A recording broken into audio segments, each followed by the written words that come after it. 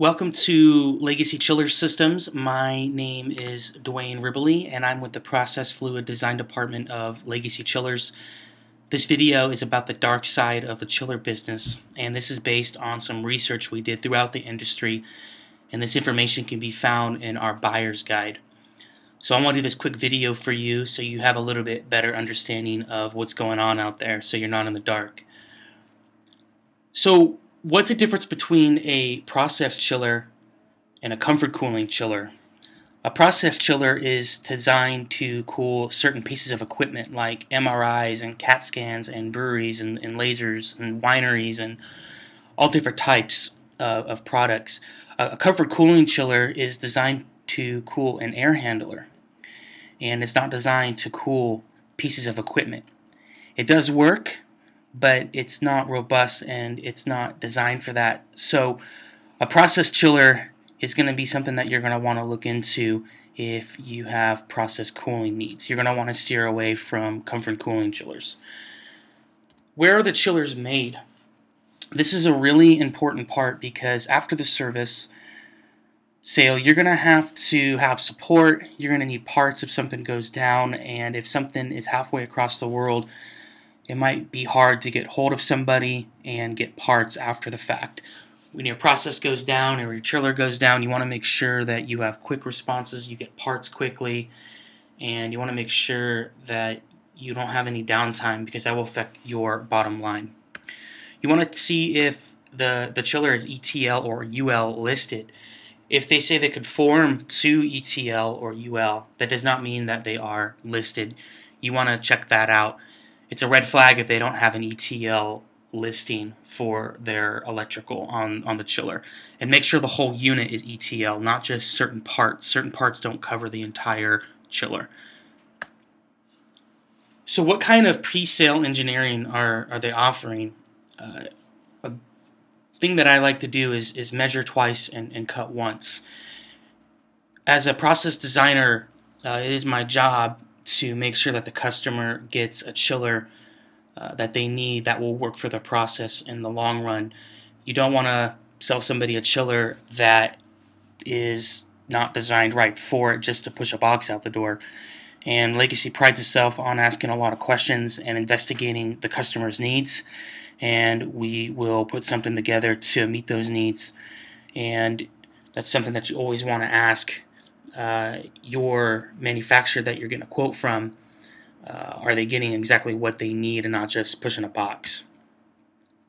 So what kind of after the sale tech support are they offering? Do they offer something Monday through Friday, 8 to 5, or are they offering something that is 24/7, 365?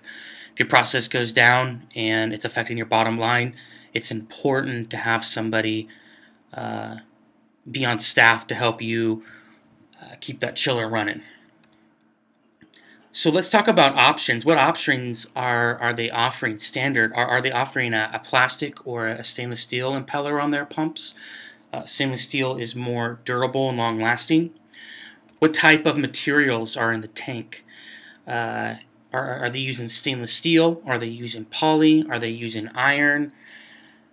The key factor is cleanliness, and you want to make sure that the pipes are clean. You want to make sure your filters are clean. If there's a restriction of flow rate because of there's dirt and grime and stuff inside the pipe due to the chiller's tank being dirty, there's not going to be much chilling going to your process. Always make sure you look into that and see what you're getting. Do they offer a liquid line solenoid valve? This prevents migration of refrigerant back to the compressor. Do they have a crankcase heater? That keeps the oil and the gas separated in the compressor. Do they offer a suction accumulator? That basically what that does is that any liquid refrigerant will stay in the accumulator instead of overflowing to the compressor. And that basically acts as a buffer between the evaporator and the compressor. Do they offer hot gas bypass capacity control? This basically protects your evaporator from freeze-ups. Always make sure that you have glycol though, but that acts as a buffer and it helps out.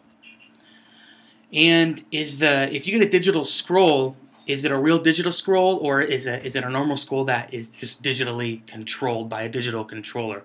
That's a good question to ask if you're getting a digital scroll. So where are they cutting corners? On their phase monitors, are they just protecting the compressors, or are they protecting the entire chiller's electrical components? We protect the entire chiller's electrical components with our phase monitors.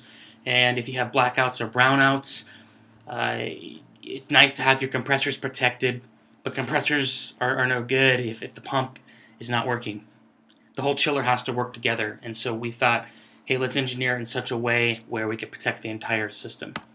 How many pumps are in the chiller? Do they offer just a one pump, once through system, or are they offering a two pump system where you have a primary and a secondary? Do they use a pipe bender instead of brazing joints?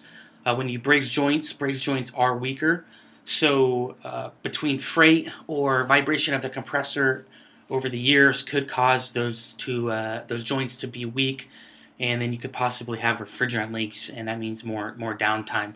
Always see if they have a pipe bender. What is important to your customer? Is it cost, or is it value? You might spend a little bit less money up front buying a cheaper chiller, but more than likely you're going to have more downtime because the chiller might not be designed to cool a certain process. They might have cut corners on components. In the long run, you're probably going to spend more money on a cheaper chiller. So we just want to encourage our customers and educate them, and we want to provide quality equipment and keep their process from going downtime. So let's keep a customer for life. That's kind of our motto here at Legacy Chillers. My name is Dwayne Ribbley, and I'm with the Process Fluid Design Department at Legacy Chillers. Feel free to call me at my office at 877-988-5464, extension 106, or you can meet me at dwayner@legacychillers.com, and you can request a copy of our buyer's guide. Feel free to contact me anytime, and have a great day. Thanks.